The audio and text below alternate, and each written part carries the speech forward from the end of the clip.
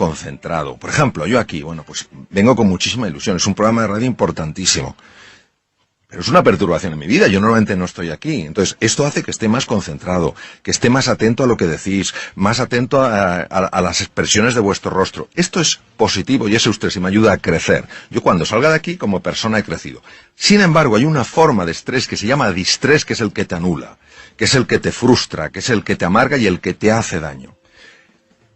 El distrés, hoy en día, se sabe que la causa número 1 es internamente, constantemente, estarnos hablando de una manera que, lejos de ayudarnos, lo que nos está es bloqueando.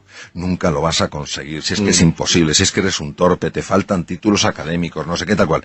Y es que se ha podido fotografiar, porque hay tecnología que se llama resonancia funcional magnética, para ver qué ocurre en el cerebro. ¿Qué áreas del cerebro se iluminan? Exacto, qué áreas del cerebro se iluminan cuando esa persona que ha sido atrapada hábilmente por entre comillas, engaños psicológicos, empieza ella a generar esas conversaciones. Y se han observado, por ejemplo, cambios importantísimos en el riego sanguíneo del cerebro. ¿Pero cómo hago? ¿Me tengo que mentir como Margarita? ¿Tengo que decir, vos sí podés, aunque no te la creas?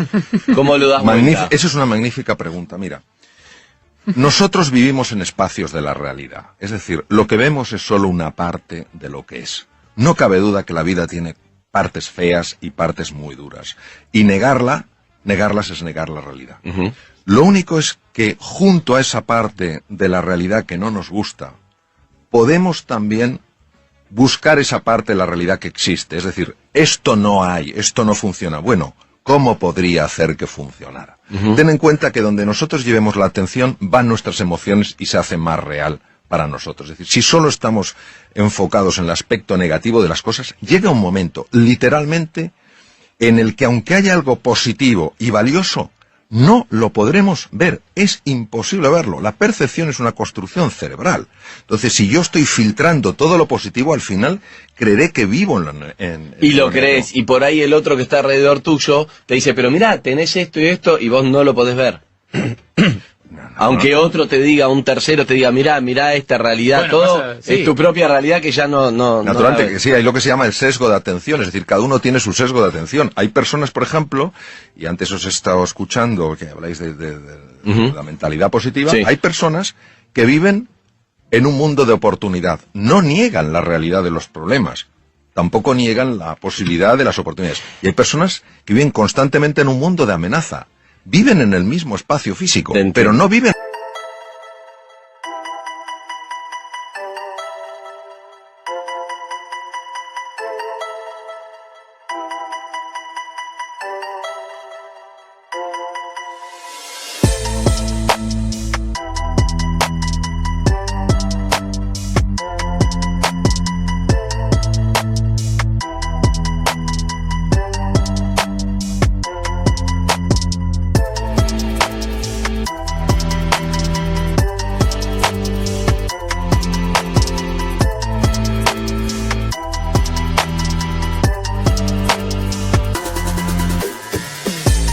en el mismo espacio mental. Claro, si yo vivo en un espacio de amenaza, ni seré emprendedor, como estáis comentando antes, ni trataré a la gente con afecto, porque veré enemigos. Tengo miedo al fracaso, tengo todo el tiempo miedo. Y eso es la profecía que se autocumple. Si yo creo que hay oportunidades, encontraré una dificultad, tendré que lidiar con esa dificultad, pero yo no me concentraré, no llevaré toda mi atención al problema, sino también a la búsqueda de la solución, con lo cual es mucho más probable que la encuentre. Pero eso no es genético, no tiene que ver con la personalidad, es decir, soy una persona, hay personas que es como, voy para adelante. Yo hablaba con un amigo ayer, y que él no, le digo, pero vos cómo hiciste, fallecieron en 1 año y pico los 2 padres, ¿no? Cuando tenía 20 y pico. Entonces le digo, ¿vos cómo saliste adelante de esta situación? Entonces él me dijo, bueno, es que no miro para atrás, me dijo. No miro para atrás. Así cuando tengo tal trabajo, cuando lo dejé ya está. Cuando fue lo de mi padre, digo, ¿de qué manera puedo seguir adelante con qué es lo que puedo hacer? Y bueno, me puse a trabajar, me puse a salir adelante. Y yo me pensaba, a mí en situaciones así, y yo todo el tiempo, yo miro para atrás, por ejemplo. Estoy diciendo, cuando no sé qué, más melancólico, tal cosa.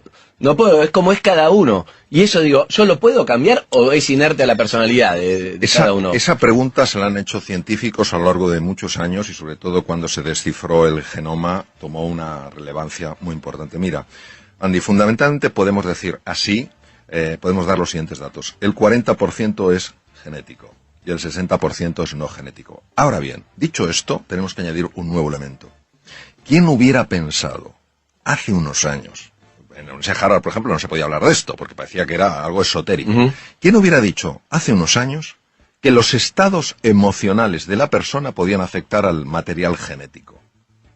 Hoy hay una ciencia de peso sólida, más que reconocida, llamada epigenética, que demuestra que los estados emocionales de las personas movilizan ciertas hormonas, moléculas de la emoción, que interactúan con la membrana de la célula, tienen acceso al material genético y hacen que unos genes se queden dormidos y otros genes despierten. Imaginaros el impacto de esto, es decir, hay algunos genes que es fabuloso que despierten, genes relacionados con neurotransmisores asociados a la inteligencia, y hay otros que es muy interesante que sigan dormidos, oncogenes, genes con relacionados enfermedades. Entonces, ¿qué quiere decir? Que una vez que se ha descubierto la epigenética, ya tampoco podemos decir 40 y 60, como decía nuestro gran filósofo José Ortega y Gasset, el ser humano no es un participio, es un gerundio. No estamos hechos del todo, sino que nos vamos haciendo. Digo, yo entiendo que uno, forzándose a tener gestos positivos y a pensar en palabras positivas y en hablarse a uno mismo de manera positiva, puede generar ciertos efectos. Mi pregunta es, ¿eso no es muy a corto plazo? Digo, el cerebro en algún momento, así como las cucarachas se adaptan a los nuevos insecticidas, no se aviva de que lo estás queriendo engañar, de que esa sonrisa es falsa, de que en realidad el resentimiento, el sentimiento profundo está más arraigado que lo que esa sonrisa puede remover. Muy bien. Vamos a ver, lo primero que tenemos que entender es que esto es un proceso. Es decir, no es que una persona finja una sonrisa, estamos hablando que no es una mueca irónica, sino el caso Margarita. No, una sonrisa. Exacto. Sí, sí. Aunque todavía no le salga porque no tiene la emoción ni la simpatía hacia esa persona. Es un proceso. Entonces lo que tenemos que entender es el proceso. Y la pregunta es, ¿realmente el cerebro puede cambiar? Yo me acuerdo que cuando estaba en la Facultad de Medicina y tenía 19 años, teníamos una profesora de psicología, un poco dura la mujer, y dijo, a los 7 años la personalidad está totalmente definida. Yo me quedé un poquito... No, pero el cerebro es plástico, cambia. Exacto. Entonces, hoy sabemos que el cerebro es plástico. Entonces, la neuroplasticidad tiene dos componentes. Tiene dos facetas. Uno, la conexión de nuevas neuronas, y otro, la generación de nuevas neuronas a partir de células madre. Nosotros podemos generar entre 500 y 1000 neuronas a partir de células madre al día. ¿Qué quiere decir? Quiere decir que cuando nosotros estamos buscando el lado positivo de la vida, sin negar que hay un lado muy duro, muy doloroso y muy desfavorable, estamos cambiando la estructura física del proceso. Para que Estamos influenciando sobre para qué van a servir las nuevas neuronas que se crean. Exacto, el nuevo tejido cerebral. Entonces, ten en cuenta que las células madre tienen que viajar 1 milímetro hasta el hipocampo y ahí en 21 días se han convertido en nuevas neuronas. Estas nuevas neuronas de la memoria y el aprendizaje reestructuran toda nuestra personalidad porque tienen conexiones a la corteza cerebral. ¿Qué quiere decir? Que en el fondo estamos reinventando nuestro cerebro y va pasando el tiempo. Y si nos mantenemos, si seguimos con nuestras caídas, con nuestras desesperanzas, diciendo esto es una tontería, pero volviéndolo a tomar, llega un momento en el que el cerebro realmente, físicamente cambia y de manera natural empiezas a ver.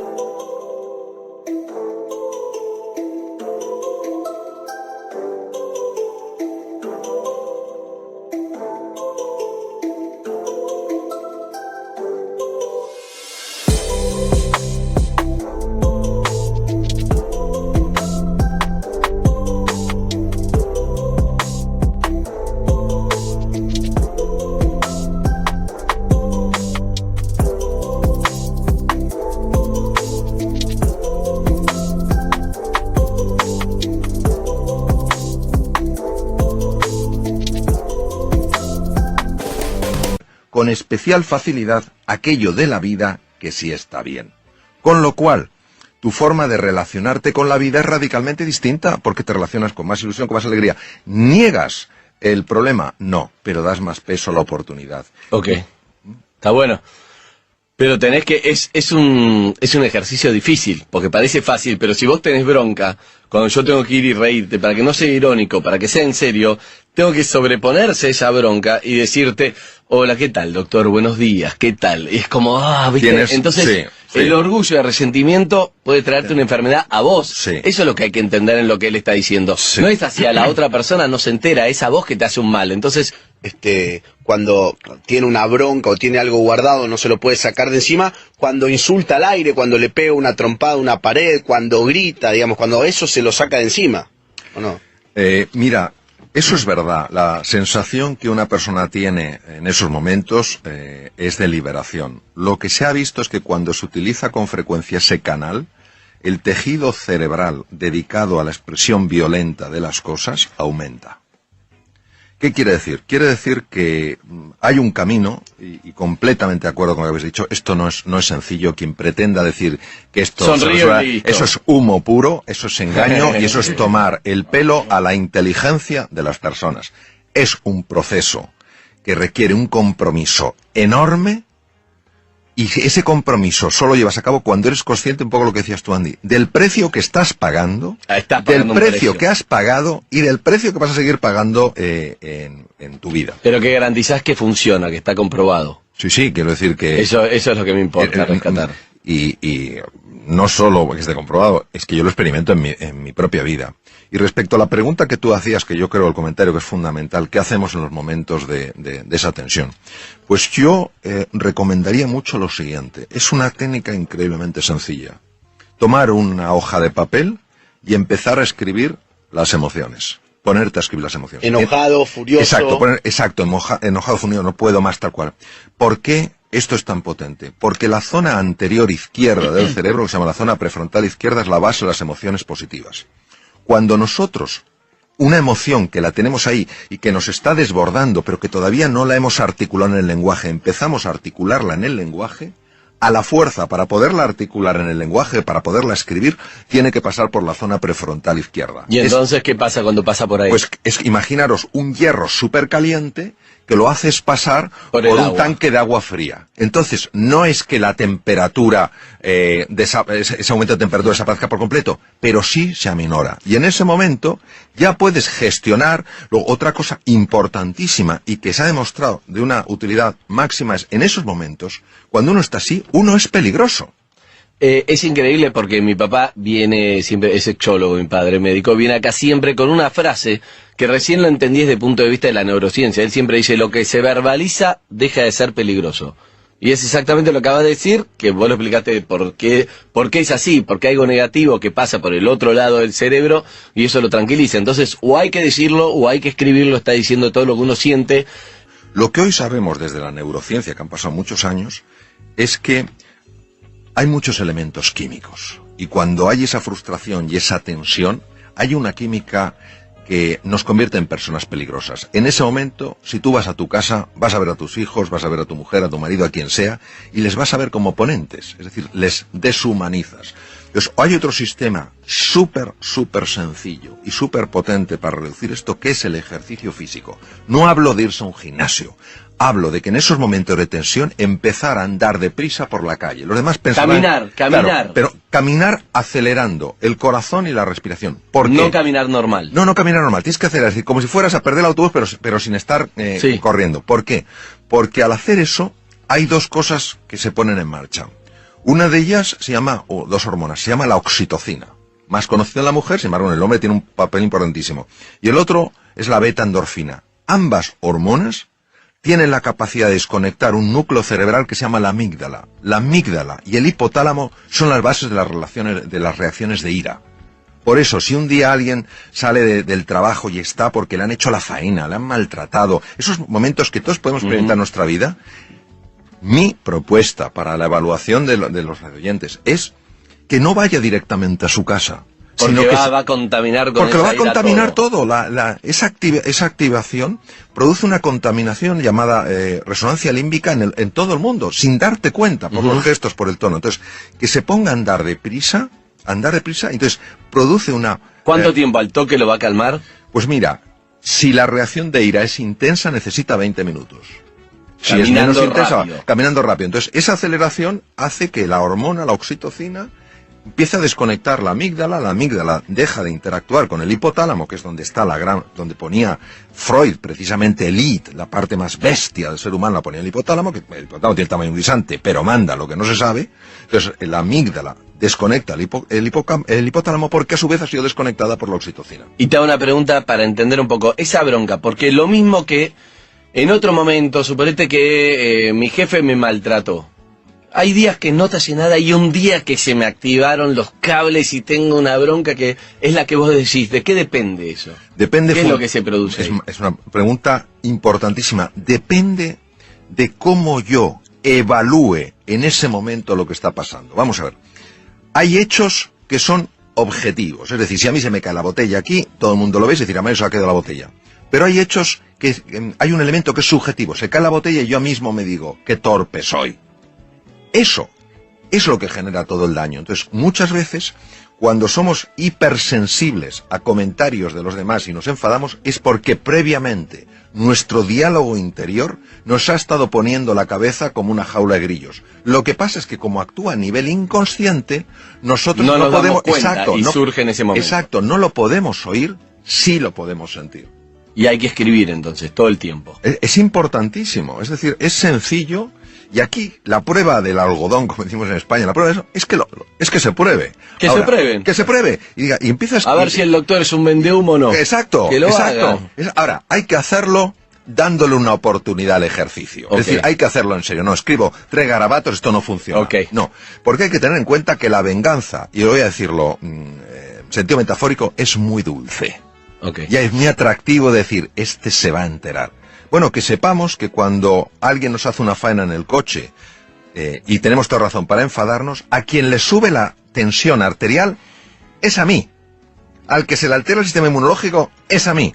Es decir, es una forma, no digo de egoísmo, sino de sano cuidado de uno mismo. Se trata de conocerse para comprenderse y comprenderse para superarse. Vamos a ver. Hay veces en la vida en las que a nivel personal o profesional, con pequeños cambios vamos tirando. Eso no es reinventarse. Okay. Pero hay veces que a nivel profesional o personal tenemos que hacer cambios radicales, transformaciones profundas. Y en ese momento necesitamos aflorar de nuestro interior talentos, capacidades que no sabemos que tenemos y que son esenciales para dar ese paso.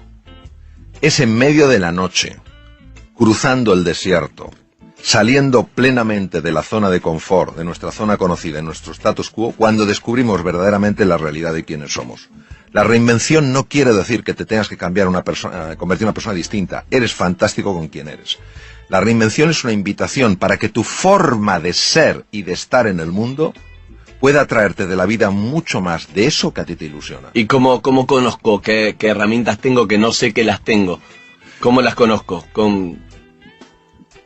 Claro, la reinvención implica que tenemos que encontrar una fuerza lo suficientemente grande para salir de la zona conocida, la zona de confort. De la zona de confort. Hay veces que uno lo puede elegir o hay veces que la vida te lleva a eso. Exacto, exacto. Entonces, de la zona de confort se pueden salir de 2 maneras. Uno, la vida te saca. Ya está, estás fuera. Con lo cual, no tienes más remedio que ponerte en marcha. Y otras veces, cuando tú escuchas algo, lees algo, ves algo que te inspira para darte cuenta de que hay algo más grande que eso que tú estás viviendo. Y entonces, desde la fe, es decir, desde el convencimiento de que hay un mundo mucho más ilusionante el que puedes vivir, das el paso.